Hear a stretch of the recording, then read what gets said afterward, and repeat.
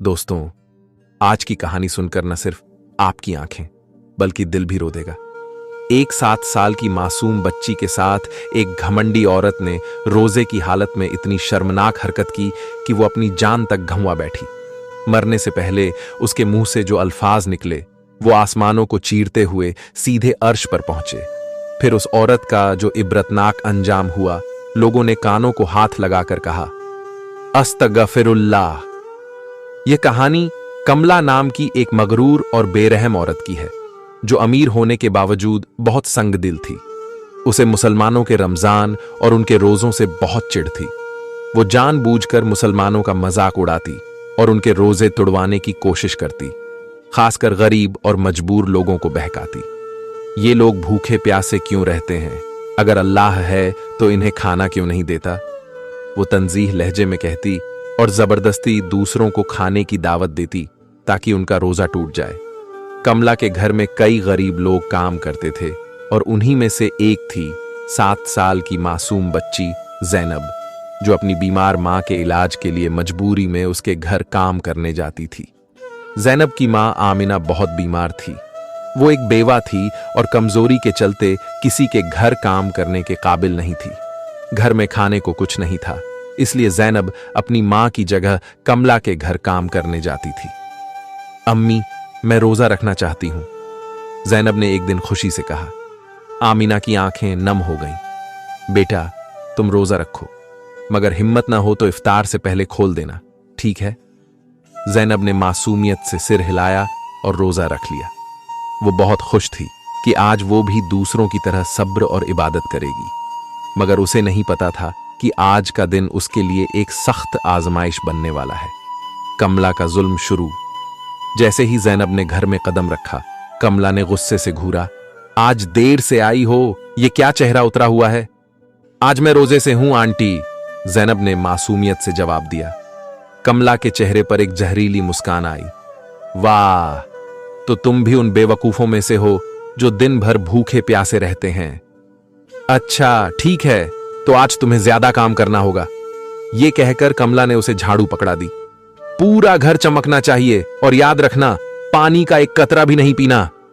फिर वो जबरदस्ती ज़ैनब के सामने ठंडा शरबत पीने लगी। ज़ैनब का हलक सूख रहा था, मगर उसने सब्र किया। इसके बाद कमला ने उसे बावर्ची खाने किचन में भेज दिया। वहां भूनी हुई कलेजी और दूसरे मजेदार पकवानों की खुशबू फैल रही थी। ये लो, सालन हिलाओ और प्लेटें भी दो। ज़ैनब ने चुपचाप हाथ बढ़ाया, मगर गर्म तेल की भाप ने उसके नाजुक हाथों को झुलसा दिया।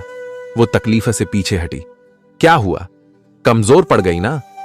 तुम लोग अल्लाह के लिए भूखे रहते हो, मगर मैं तुम्हें ऐसे ही भूखा नहीं जाने दूंगी। ये कहकर उसने जबरदस्ती ज़ैनब के हाथ में कलेजी का निवाला पकड़ाया। खाओ, अल्लाह कुछ नहीं कहेगा। ज़ैनब की आंखों से आंसू निकल आए। नहीं, मैं रोजे से हूं। कमला हंस पड़ी। अच्छा, तुम्हें रोजा प्यारा है?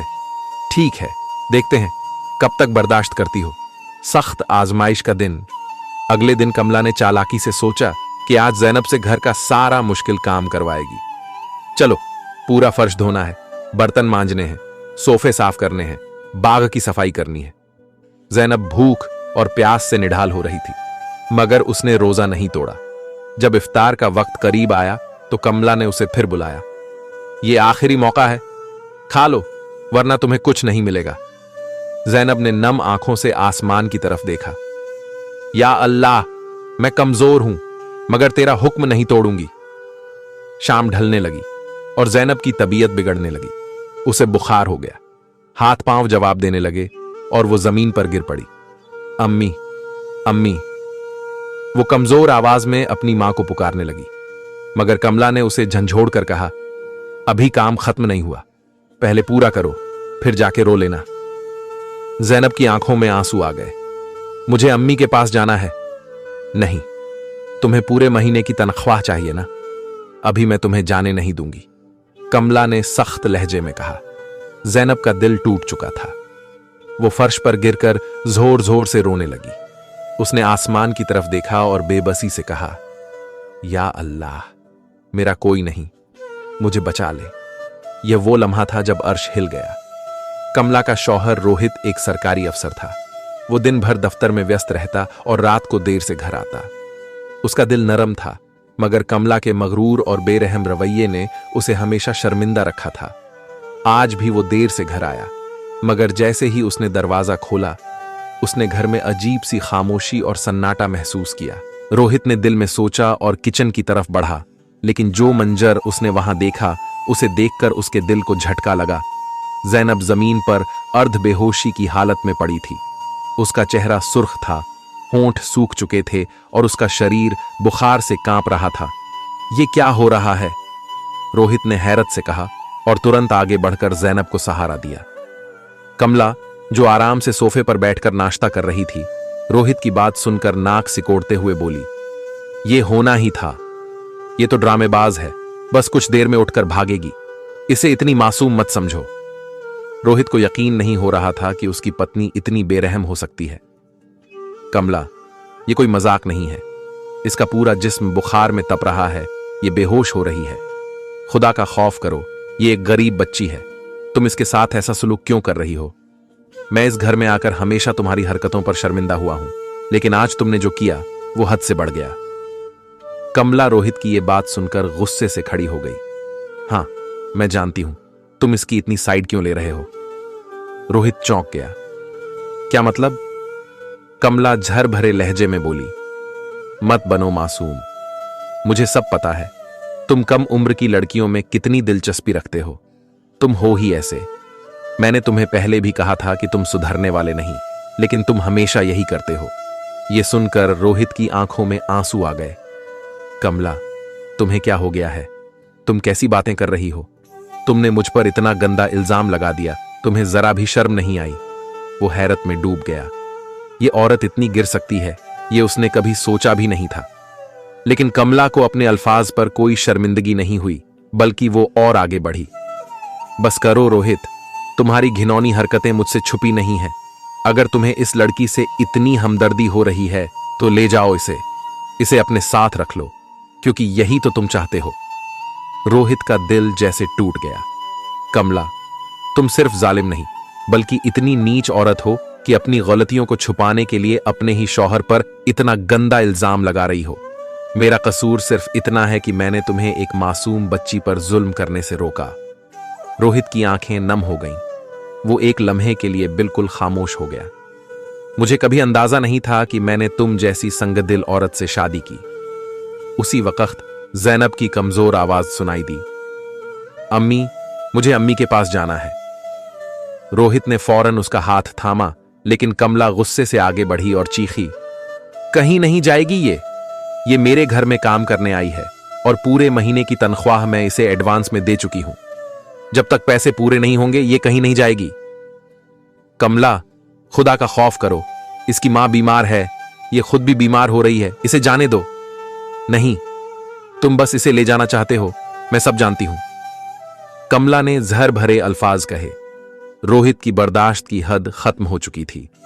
अगर तुम्हें मेरी नीयत पर शक है तो अब तुम्हारे और मेरे बीच कोई रिश्ता नहीं।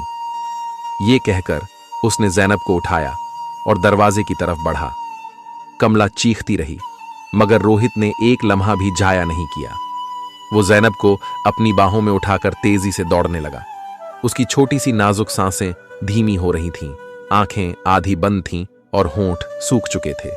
वो बार बार अम्मी अम्मी की फरियाद कर रही थी, मगर उसकी आवाज इतनी कमजोर थी कि जैसे टूटती जा रही हो। रात के अंधेरे में अस्पताल की रोशनी एक उम्मीद की किरण जैसी लग रही थी। रोहित के कदम लड़खड़ा रहे थे, लेकिन उसने हिम्मत नहीं हारी। वो इमरजेंसी वार्ड में दाखिल हुआ और चीखा, डॉक्टर, बच्ची की हालत बहुत खराब है, प्लीज कुछ करें। डॉक्टर फौरन अपनी टीम के साथ आया और ज़ैनब को चेक करने लगा। नर्सों ने उसे ऑक्सीजन लगाई, लेकिन ज़ैनब की सांसें और धीमी हो रही थीं। रोहित एक तरफ खड़ा बेबसी से देख रहा था। या अल्लाह, इसे बचा ले! उसके दिल से दुआ निकली। कुछ लम्हों बाद डॉक्टर ने गहरी सांस ली और मायूसी से रोहित की तरफ देखा। हम माफी चाहते हैं, लेकिन हम इसे नहीं बचा सके। ये अल्फाज सुनकर रोहित की दुनिया थम गई। नहीं, ये मुमकिन नहीं। ये अब भी हंस रही थी, ये अभी अपनी मां के पास जाना चाहती थी। उसका दिल धड़कना भूल चुका था। छोटी सी मासूम जैनब अब इस दुनिया में नहीं रही, लेकिन मरते वक्त उसकी जुबान से एक आखिरी दुआ निकली जो अर्श तक जा पहुंची। ऐ अल्लाह, तू मेरी अम्मी की हिफाजत करना। ये दुनिया जालिम है, इसने एक बूढ़ी मां से उसकी बेटी छीन ली। मुझे मालूम है, मैं तो जा रही हूं। लाश देखकर भी कमला के चेहरे पर कोई अफसोस नहीं आया, बल्कि वह कंधे उचकाते हुए बोली, अफ, इतना ड्रामा क्यों कर रहे हो? इसके अल्लाह को यही मंजूर था तो यह चली गई। इसमें मेरा क्या कसूर है? मैंने तो इसे नहीं मारा। रोहित ने बेयकीनी से कमला की तरफ देखा। कमला, क्या तुम्हारा दिल पत्थर का बना हुआ है? क्या तुम्हें जरा भी रहम नहीं आया? कमला ने ठंडे लहजे में जवाब दिया, रोहित, अब बस भी करो। हर कोई मरता है, इस बच्ची को भी जाना था, सो चली गई। ये मेरे हाथ में नहीं था। तुम मुझे इसकी मौत का जिम्मेदार क्यों ठहरा रहे हो? ये सब किस्मत का खेल है। वह हंसी जैसे कोई मजाका हो। रोहित का सब्र टूट चुका था। कमला, क्या तुम वाकई इतनी बेहिस हो? इस बच्ची पर जो जुल्म हुआ वो किस्मत का खेल नहीं था, ये तुम्हारी संगदिली का नतीजा था। लेकिन कमला को कोई फर्क नहीं पड़ा। वह आराम से सोफे पर बैठ गई जैसे कुछ हुआ ही ना हो। रोहित, प्लीज अपनी इस जज्बाती तकरीर से मुझे बोर मत करो। बच्चियां तो मरती रहती हैं, तुम्हें क्या हो गया है? उसी वक्त दरवाजे पर किसी के कदमों की आहट आई। ये आमना थी, जैनब की बीमार मां जो अपनी बच्ची का इंतजार कर रही थी। जब उसने सुना कि रोहित जैनब को घर लेकर आया है, वह दौड़ती हुई आई। लेकिन जो मंजर उसने देखा, उस पर उसका दिल दहल गया। उसके हल्का से निकली चीख ने घर के दरो दीवार हिला दिए। ये क्या हुआ? मेरी बच्ची को क्या हो गया? वह पागलों की तरह जैनब की तरफ भागी और उसे बाहों में भर लिया। उसका छोटा सा मासूम जिस्म ठंडा पड़ चुका था। आमना ने जैनब के गालों पर हाथ फेरा, उसे हिलाया, पुकारा, बेटा आंखें खोलो, देखो तुम्हारी मां आई है। जैनब, प्लीज उठ जाओ। लेकिन जैनब हमेशा के लिए खामोश हो चुकी थी। आमना ने जैनब का चेहरा अपने हाथों में लिया और आसमान की तरफ देखकर फूट फूट कर रोने लगी। या अल्लाह, मेरी बेटी सिर्फ 7 साल की थी, ये इतनी जल्दी दुनिया से चली गई। ये मुझे छोड़कर चली गई, सिर्फ मेरी दुआ के लिए, मेरे इलाज के लिए। ये जालिमों के हाथों मर गई। ऐ अल्लाह, मैंने अपनी बेटी के साथ आखिरी बार सहरी खाई थी और यह रोजे की हालत में दुनिया से चली गई। मेरी बेटी रोजे के साथ दुनिया से रुखसत हो गई, लेकिन जालिम अभी भी जिंदा है। या अल्लाह, इंसाफ। ये अल्फाज आसमान चीर रहे थे, जैसे जमीन पर कयामत आ चुकी थी। रोहित दीवार से लगकर आंखें बंद किए सब सुन रहा था, मगर कमला बेहिस बैठी तमाशा देख रही थी। अब बस करो, बहुत हो गया रोना धोना, कमला ने हाथ झटकते हुए कहा। यह बच्ची मर गई है, तुम चाहे जितना रो लो, ये वापस नहीं आएगी। अब बेहतर है कि इसे दफनाने का इंतजाम करो। ये अल्फाज सुनकर आमना एक लम्हे के लिए खामोश हो गई। फिर उसने कमला की तरफ देखा और कहा, कमला, मुझे तुम पर कोई लानत भेजने की जरूरत नहीं, क्योंकि अल्लाह ने मेरी बेटी की आखिरी दुआ सुन ली थी। अब देखना अल्लाह तुझे कैसे जवाब देता है। कमला के चेहरे पर एक पल के लिए डर दिखाई दिया, मगर फिर वह मुस्कुराकर बोली, देखते हैं तुम्हारा अल्लाह क्या करता है। लेकिन उसे नहीं पता था कि अल्लाह का अजाब बहुत करीब था। जैनब की तदफीन हो चुकी थी। वह छोटी सी मासूम बच्ची जो अपनी मां के लिए 2 वक्त की रोटी और दवाइयों के लिए जालिमों की मार सहती रही, आज जमीन के नीचे जा सोई थी। आमना कब्र के पास बैठकर अपनी बेटी की मिट्टी को थपक रही थी, जैसे वह अब भी उसके पास हो। बेटा, मैं तुझे कभी भूल नहीं पाऊंगी। तूने अपनी बीमार मां के लिए जान दे दी और मैं तुझे कुछ न दे सकी। वह रोती रही, चीखती रही, या अल्लाह, मेरी बेटी की आह भी दुआ सुन ले। अब इस जालिम औरत को भी उसके किए की सजा जरूर दे। या अल्लाह, इस औरत को वैसी ही तकलीफ दे जैसी मेरी बेटी ने सही। या अल्लाह, तू जालिम को कैसे बख्शेगा? ये अल्फाज आसमान की तरफ बुलंद हो रहे थे और कुदरत की तरफ से जवाब आने वाला था। घर में रोहित अकेला बैठा था। कमला ने जैनब की मौत के बाद भी कोई पछतावा महसूस नहीं किया था। वह आज भी मगरूर थी, आज भी बेरहम थी, जैसे कुछ हुआ ही नहीं। इस औरत का दिल इतना सख्त कैसे हो सकता है? रोहित सोच में पड़ गया, मगर अचानक कुछ अजीब होने लगा। कमरे के अंदर से कोई आवाजें आ रही थीं। ये आवाजें सुनकर रोहित का दिल तेज धड़कने लगा। ये कैसी आवाजें हैं? कोई चीख रहा है? क्या कमला रो रही है? यह सोचकर वह जल्दी से उठा और कमला के कमरे की तरफ बढ़ा। जैसे ही उसने दरवाजा खोला, जो मंजर उसके सामने आया उसे देखकर उसके पैरों तले जमीन खिसक गई। ये क्या हो रहा है? कमला जमीन पर गिरी हुई थी, मगर अब वह कोई औरत नहीं रही थी। उसके हाथों की उंगलियां मुड़ चुकी थीं, नाखून लंबे निकल आए थे। उसका चेहरा किसी अजीब मखलूक में बदल चुका था, जैसे इंसान और जानवर के बीच का कोई वजूद। कमला की जुबान अजीब तरीके से हिल रही थी, उसकी आंखें सुर्ख हो चुकी थीं और वह इंसानी अल्फाज नहीं बोल पा रही थी। कमला, ये क्या हो गया है तुम्हें? रोहित ने कांपते हुए कहा। लेकिन कमला की नजरें अब रोहित पर जमी थीं और उसकी आंखों में कोई इंसानियत नहीं बची थी। क्या अल्लाह ने ज़ैनब की बद्दुआ कबूल कर ली? ये अजाब है या कुछ और? रोहित धीरे धीरे पीछे हटने लगा, मगर कमला अब एक जानवर की तरह उस पर झपटने को तैयार थी।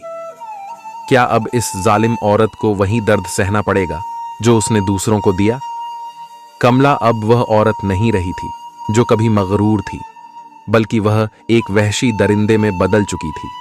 उसकी त्वचा काली पड़ चुकी थी, उंगलियों के नाखून नुकीले और बड़े हो गए थे और उसके दांत दरिंदों जैसे तेज हो चुके थे।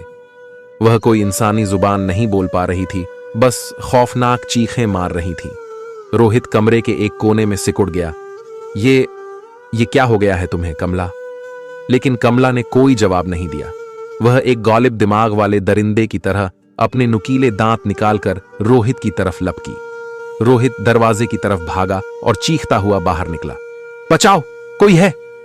मोहल्ले के लोग इकट्ठा होने लगे। क्या हुआ रोहित, क्यों चीख रहे हो? एक बुजुर्ग ने पूछा। रोहित ने कांपते हाथों से अंदर की तरफ इशारा किया। वो इंसान नहीं रही। लोग हैरानी से दरवाजे की तरफ बढ़ने लगे, मगर जैसे ही कमला दहाड़ती हुई बाहर निकली, पूरे गांव में खौफ की लहर दौड़ गई।